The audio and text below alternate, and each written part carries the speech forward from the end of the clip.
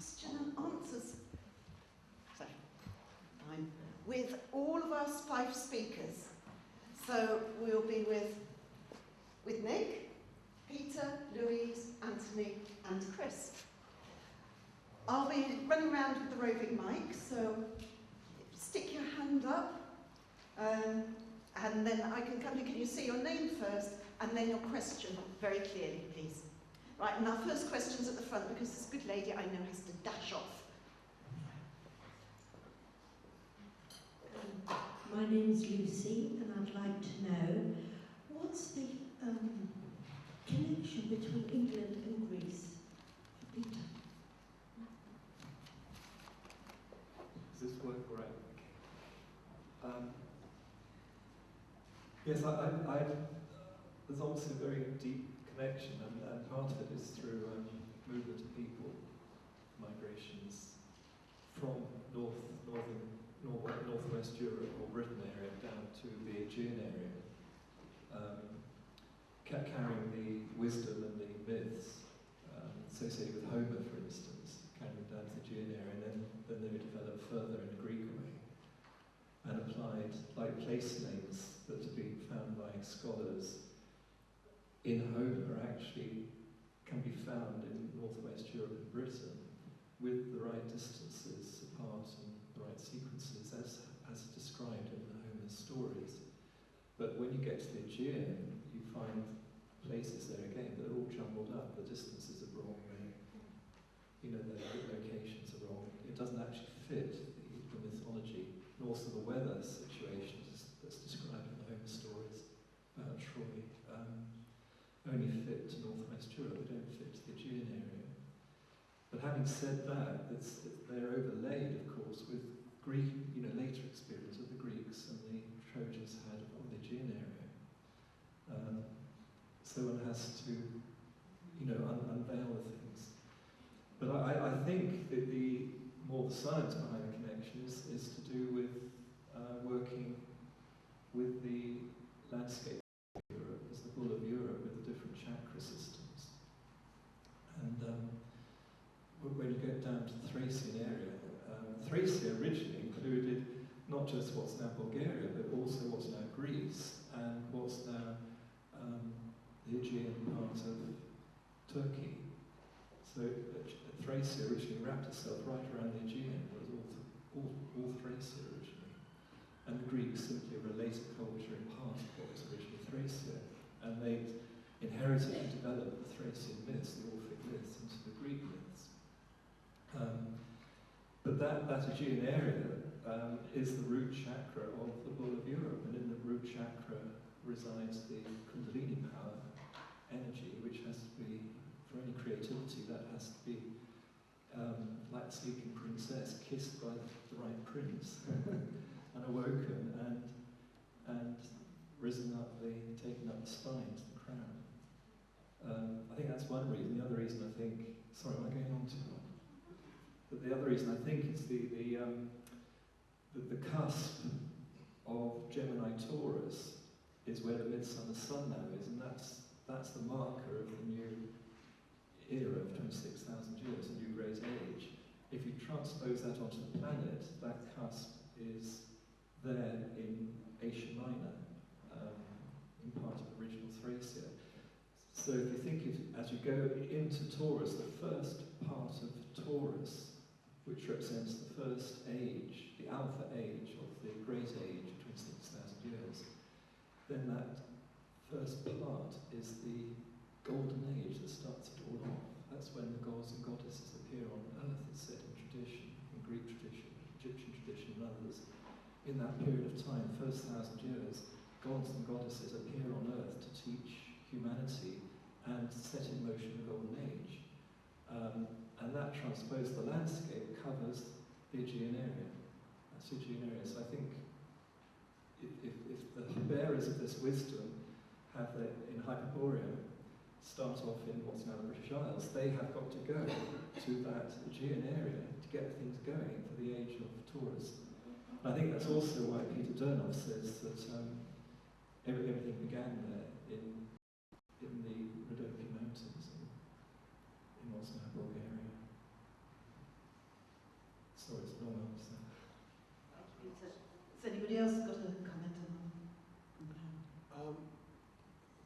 I just add that in Robert Graves' book, The White Goddess, he writes quite a bit about the migration of the tribes from the eastern end of the Mediterranean and through Europe to Britain. And I can't remember the detail myself, but it might be a good idea to have a look in there to see what you can find. Next question. John, thank you. Just to continue this idea of the tradition going from the west to the east, there's an East Anglian connection with Troy, one Woodbury Ring, that I'm hugely interested in. Do you know any of the details surrounding how that tradition grew up? Peter? Does anyone know? No, I don't know. Oh, Troy, sorry. Troy, yes. Yes, it's Troy. Yes, I can say a bit about that, but it's a long answer. That area, I think, from the Gold Magog Hills, which are key to this. They're on the St Michael Mary line. If you travel along that line going south-westwards, you get deeper and deeper into part of the country it's once considered very, very holy, very, very sacred. And you can actually see in the landscape different ditches built to defend against an attack coming from people who landed at the Wash and come into Britain that way from the North Sea and gradually trying to invade the very special part of Britain at that time. And these defensive ditches have been put up one after the other, and they get smaller and smaller as you go further down the Michael Mary line, and end up at Royston, where there's this special cave and other stories around that. That's a very key point on the line. Yeah, there's a nice little thing that goes twixt Lopham Fen and Shimpling Thorn, there will Britain be won or lorn. Yes, I think the original Troy was in that area of Britain, and that's why London, when it was founded by Brutus, it was called New Troy. And if you look at the British Zodiac, I first thought, God, there's ancient Troy, there's New Troy. It's like the clock face, and from one age points in one direction, the next age got to point in the next direction. I mean, I don't think that's necessarily the truth, but that's how I saw it, and that helped me start to unravel what's now, like it shows the British Zodiac. That was one of the keys to it I had. Any other contributions from the stage on that one? Next question. My name's Sue, and the question is for Peter. You mentioned something about King Bran being on Anglesey. Could you fill in a bit more on that, please? Why he was there and why his head was brought to King London? Bran. I mean, the original of King Bran is the god Bran. God Bran was one of the three great gods of the British pantheon. And he corresponds in the Greek pantheon to Hades.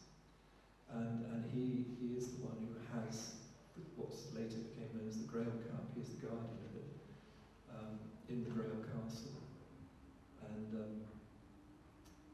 And his head actually came to represent that, because in our body, only one of the interpretations of the Holy Grail is that it is the head which will receive, contain, and then shine with the light of wisdom from the heart. So the light of wisdom shines up from the heart into the head, and when we receive that correctly, we become illumined then, and the head then shines with the halo, and it becomes the Holy Grail. So in the Celtic tradition, the head was considered holy. They actually became headhunters, the Celts, and so it got kind of perverted in that way. But if they fought a warrior they admired, they would cut off the head of that warrior, clean it out, and it became a drinking cup. And with the toast still done in Norway, you say skull. You know, cheers, skull. Because you're drinking out of the skull of a hero. You've defeated the hero, so you're embracing the hero. But by drinking out of it, they believed they were absorbing something of that great hero that they defeated, taking that knowledge that hero had into themselves in that way.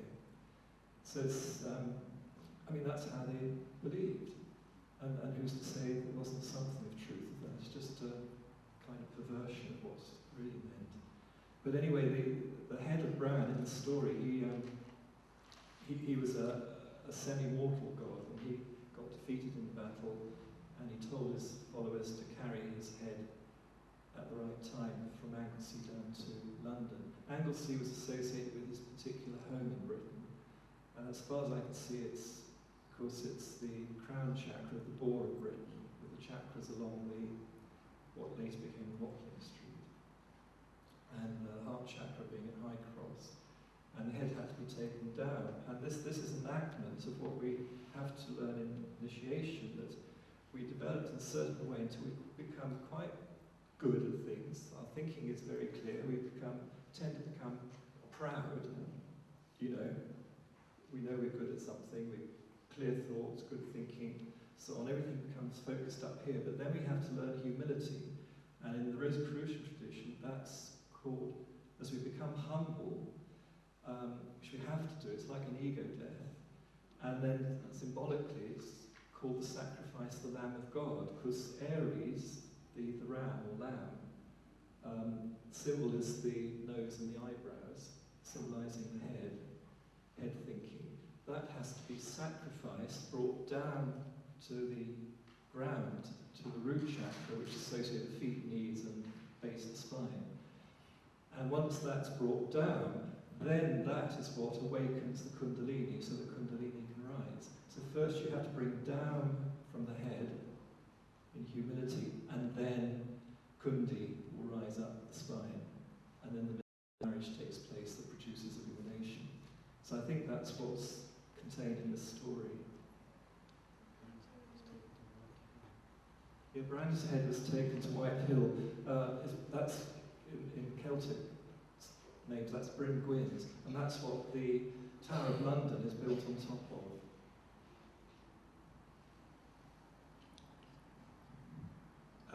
I'd like to just add the business of the completion of the Aryan head and the Piscean feet in terms of the total circle of the zodiac or the ecliptic.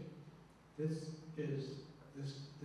union, which Peter alluded to earlier on in the weekend, of combining, of producing the completeness of the true initiate, was represented in classical terms by a hat on the head, which of course Mithras is associated with, because he came traditionally for some people from Phrygia. So this is a Phrygian cap, and the Phrygian cap flops over like a fish's tail put on top of a head.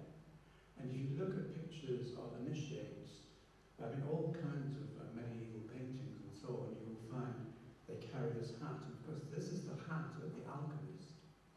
And so the alchemist was seen as a complete person because he combined his head with the lower chakras, or indeed looking at the body as a zodiac, a complete thing. And in the Glastonbury zodiac, the fish where Clark's factory is, representing the shoes, sign of the feet, the fish bursts out of the forehead of the Aries figure down Street, High Street, in a wonderful way. That's another, you'll see that on my DVD if you want to buy it.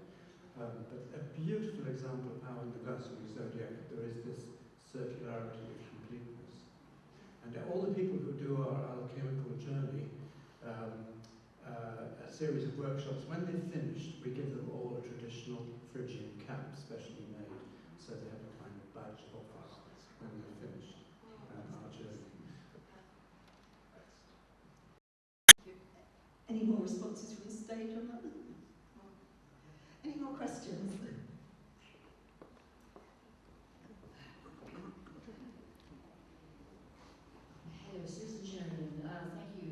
much information we've got this weekend. I've got thousands of pages of notes. So many questions. I can ask one, and it's about the link with the Elizabethans. We know that the Elizabethans were into alchemy. We know they knew an awful lot. And for instance, all the talk of Albion, Michael Drayton wrote this enormously long 3-book poem called Polyolbion, where he was the river, he was the hill, he was the mountains, and he very much embodies what we're all talking about in 1586, or whatever it was when it was published. And then Louise said, of course, that the mouth of the River Lee was where the first boat went over to Jamestown. Well, or at least to America, and then became Jamestown. Well, of course, this does link with Francis Bacon, and I wondered whether one of you or several of you might just like to say something about this connection with the Elizabethans and the knowledge, and that they then took over to America. Sorry, that's huge. I'm sorry, it's far too big. But if you can reduce it to a possible answer.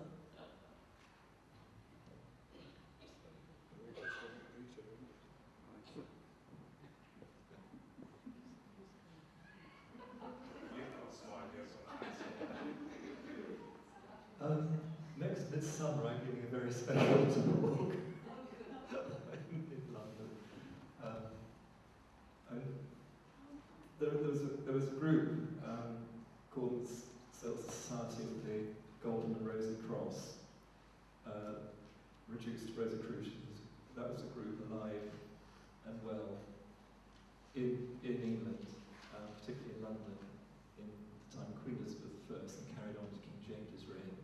Then they disbanded as such, but they only disbanded in order, like cellular division, to divide up into more cells. You know, one cell divides to two and so on like that. And a group of them went over later on in the 17th century and founded Philadelphia in America, and they carried the basic wisdom that the original had been working with in Britain. They weren't the Mayflower people. The Mayflowers were just settlers who wanted to get land.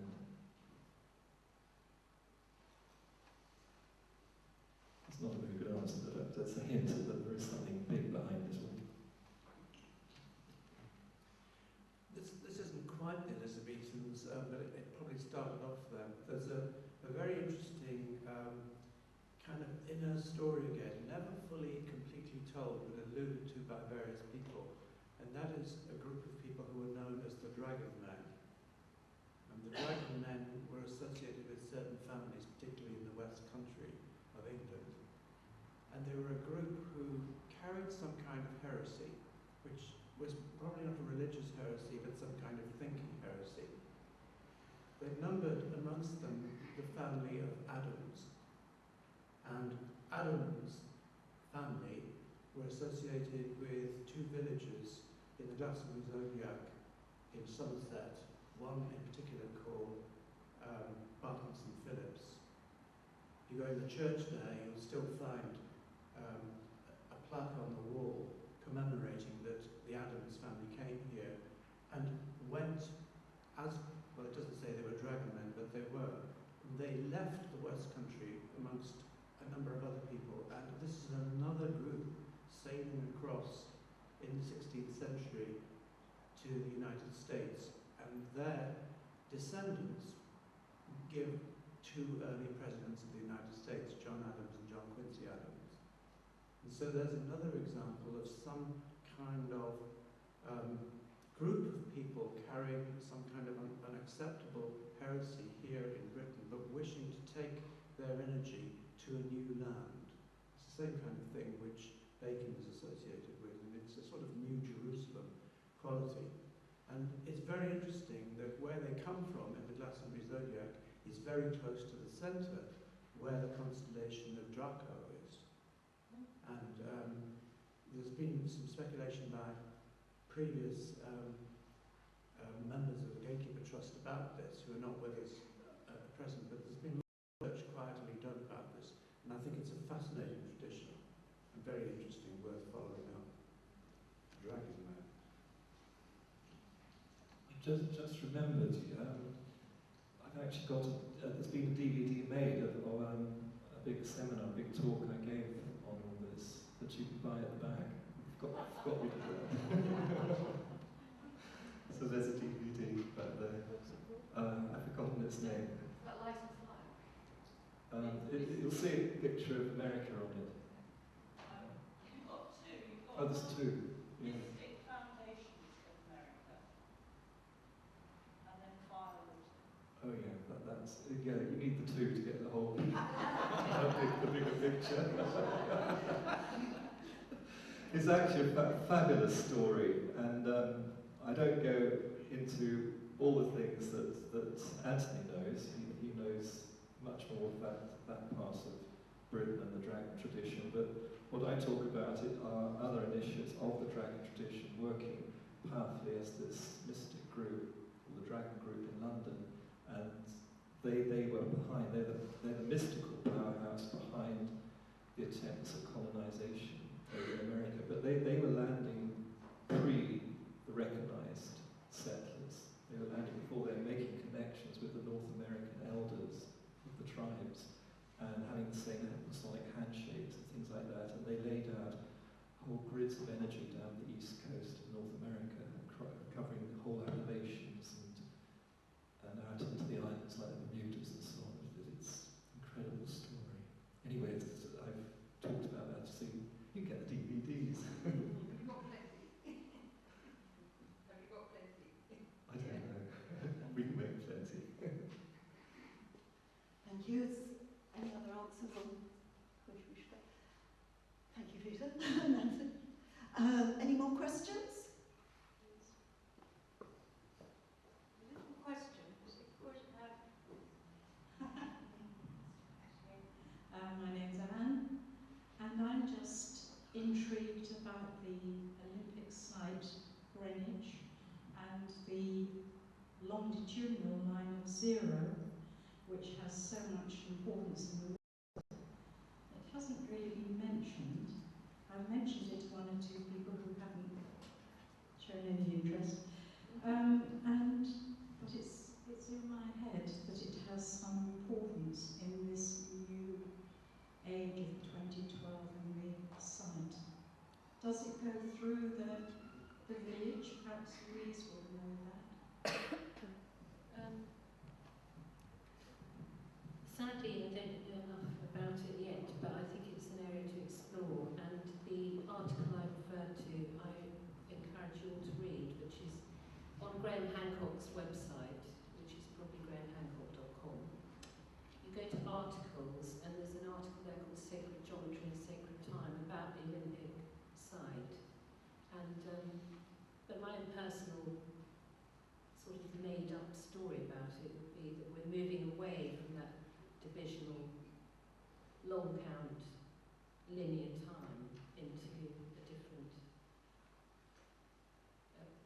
time zone. But I think we've talked a lot about place, and I think next year perhaps we can explore more about time, which Peter touched on right at the end of this one. So I feel that's opening up.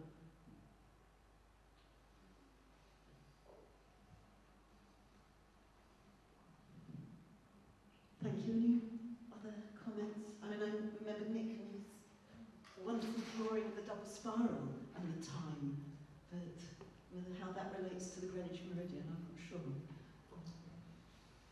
Okay.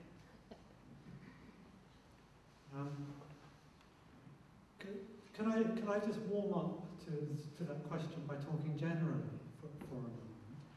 And I don't know if I have a specific answer to that question, but it seems to me that when we look at places on the earth that seem to be centres in whatever system we've described, however we've described them, with latitudinal or longitudinal or meridional lines, or in terms of landscape temples, or in terms of continents, or just the wonderful sphere of the earth. I think that we are being asked to to come to these places, to these centres, now in a new way. And perhaps time, perhaps, this understanding of time, this fourth dimension in which we live, cracking the code of the fourth dimension. There might be a key in there somewhere. There might just be a key.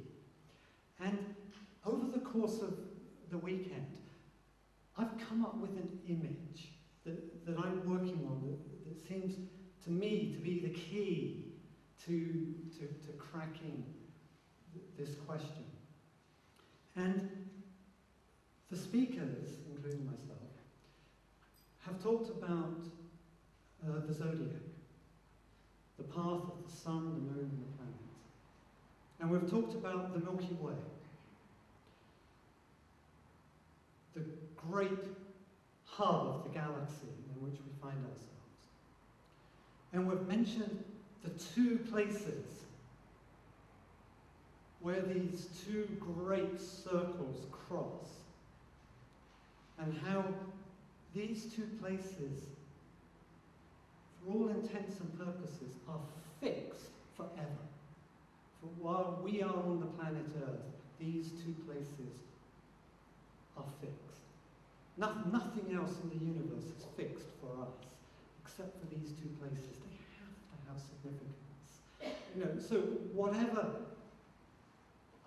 terrestrial latitude and longitude means, what we're looking at here is celestial latitude and longitude, and a point of intersection.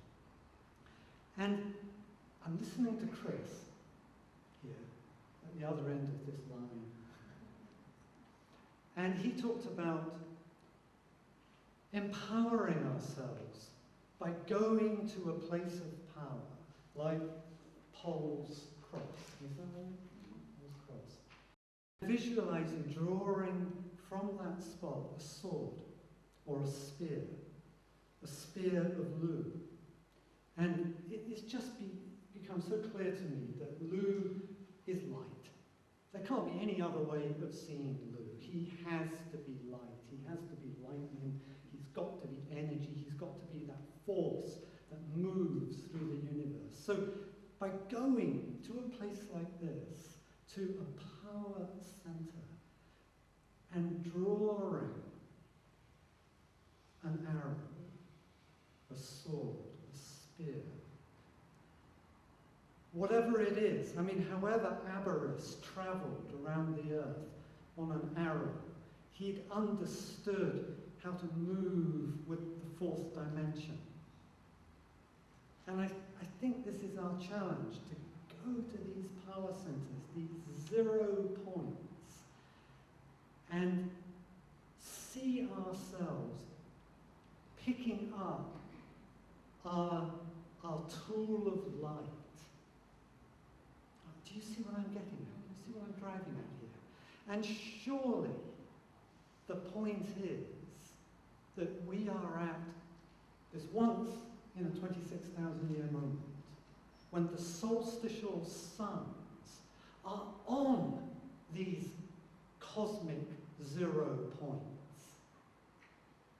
We are being given the opportunity to fire our arrow, to hurl our spear, to draw our sword of light across the cosmos, now.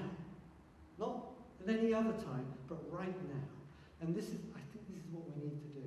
This winter solstice, we have to go to our power centers, we have to go wherever we are, to our places of power, and look at that winter solstice sun and understand that we are keyed into the cosmos at this moment. And this is the 0 moment.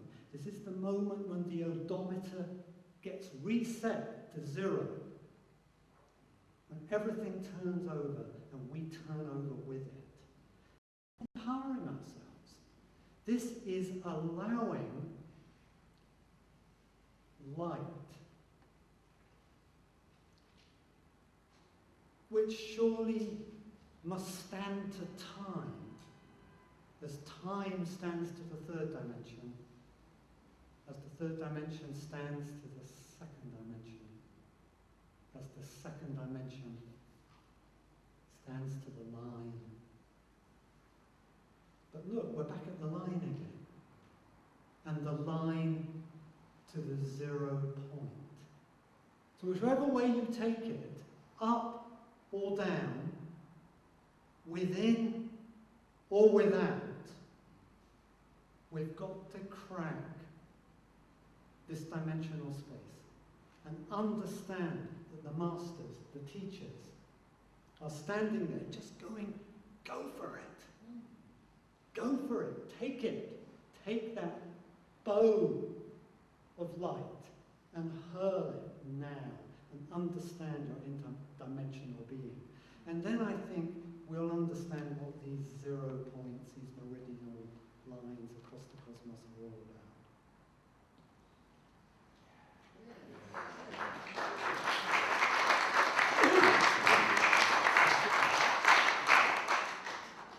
I'm just going to pick up the Greenwich thing again. Greenwich Palace, you know, that's where the whole time thing was worked out that later allowed the Greenwich Meridian to be adopted as the international timeline. That's the 0 timeline. If anyone knows the exact time, it will be at Greenwich. You know, that's quite something. So that, at the 0 point, that is the 0 point for the planet in terms of keeping time. Because of the establishment of the Greenwich Meridian. That was established in Greenwich Palace, which is one of the Tudor palaces, very, very important palace indeed. And the Tudors are working with this knowledge of the landscape, amongst other things. And Greenwich Palace was their most easterly palace of the whole London configuration that starts in the Kingston Zodiac, goes along down the Thames and ends at Greenwich Palace. It's very, very important to the Tudors and culminating with Queen Elizabeth, and then this time it was turned over for scientific research, which eventually gave rise to the study of the moon phases and things like that, and the fixing of time in a very definite way, and then that became the international things. Also because by that time England had this wonderful navy sailing all over the world that needed to be able to calculate time and positioning very accurately, and that's what Greenwich provided. So time and place both associated in tradition with the great god time, Saturn or Janus, in tradition, and Saturn or Janus is associated with the crown chakra, and that place, Greenwich Palace, is right in the crown chakra of that system of chakras I showed you along the Thames, which the Tudors knew and worked with, and the Rosicrucians were part of that tradition. It's also the place where the sailing took place from what's now called the Isle of Dogs. The Isle of Dogs was the dockside, port of London. That's where the ships sailed out from there, all across the world, and over to the North America and so on. So I think it's no accident that it became the Greenwich Meridian. Greenwich Meridian became meridian for the whole planet in terms of time. I think it's no accident. I think it's all part of building up what's going to happen now. I think next year and then 2012, the 2 years together like twins, and with the Olympics right on that spot, I think it's all been set up for hundreds of years for this to be celebrated exactly the right way at exactly the right time.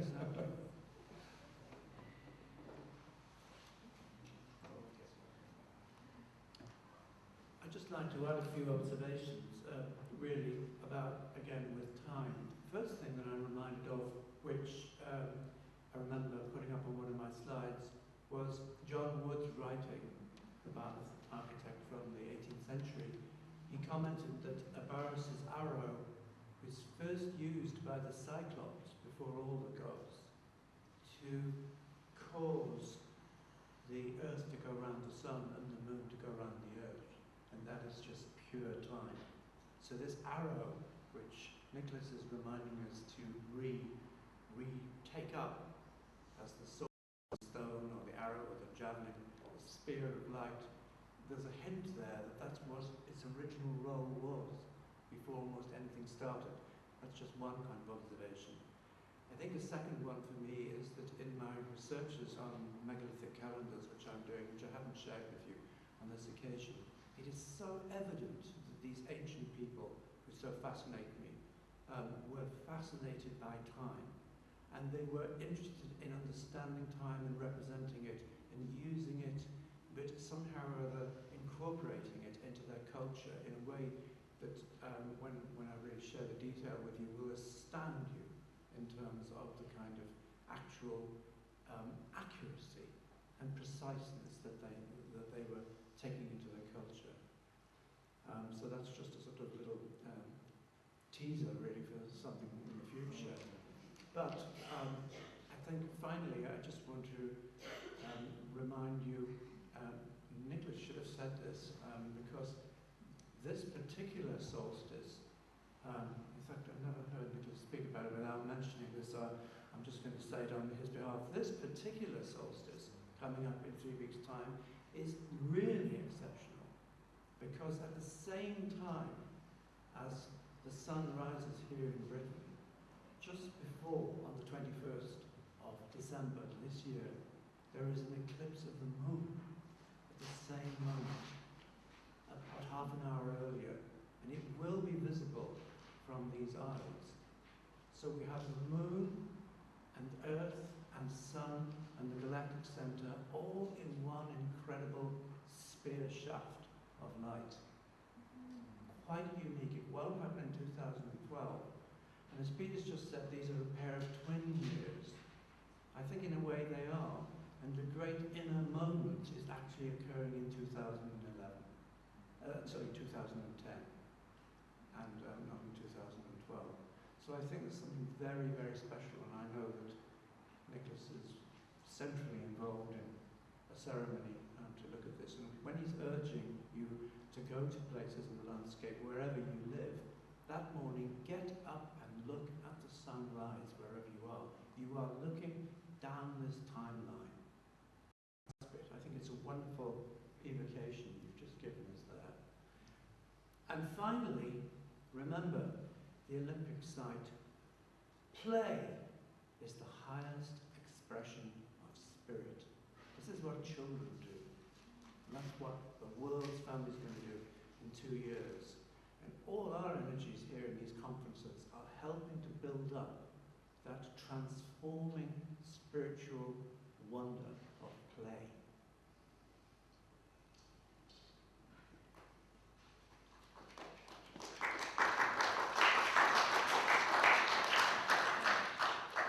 Thank you very much, and thank you very much to all of our speakers. We've now sadly run out of time. Well, we haven't run out of time, just the conference needs to come to an end at this point, because many of us have got a way to travel to get home, and other things. I mean, one thing came to me is that our culture has very much got hooked into linear time, and one of the big changes that's happening is that we need to return to cyclical time in all our thinking, and that this part of what it's about is the return to the circle rather than the straight line. So, if you'd all like to stand and have a platform, we'll send out the light and we'll give thanks. So we'll have a small arrow throwing ceremony.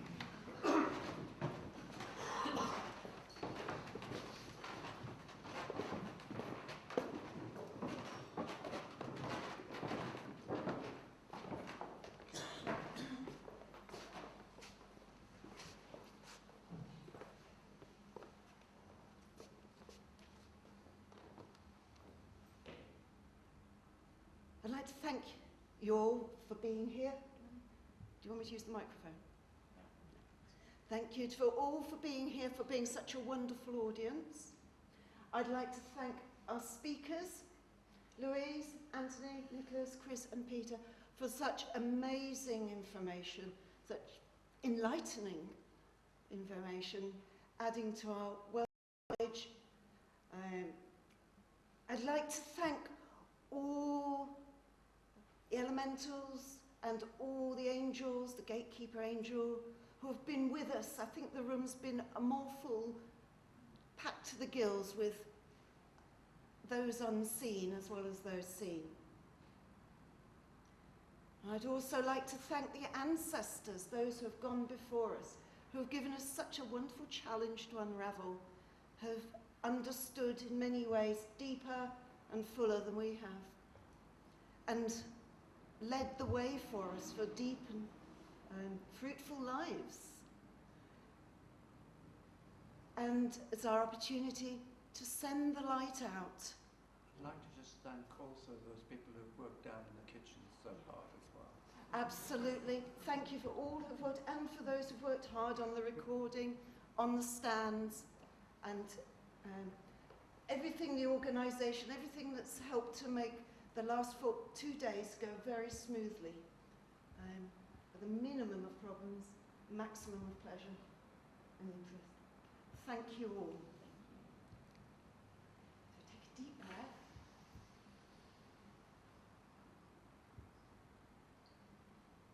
Send the light to the healing of the world and everywhere that is in need of the arrow, the spear of blue. Everywhere that's in need of light, and all those people in need of light.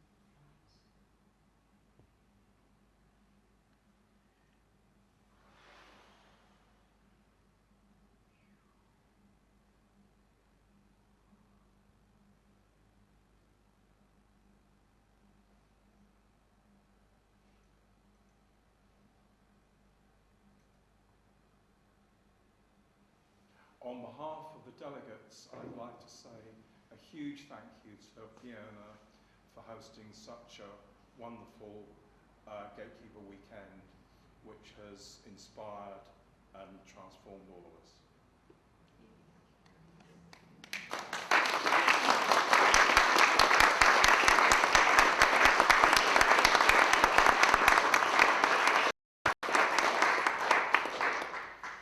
So travel safe and make sure you're truly grounded before you go out the building.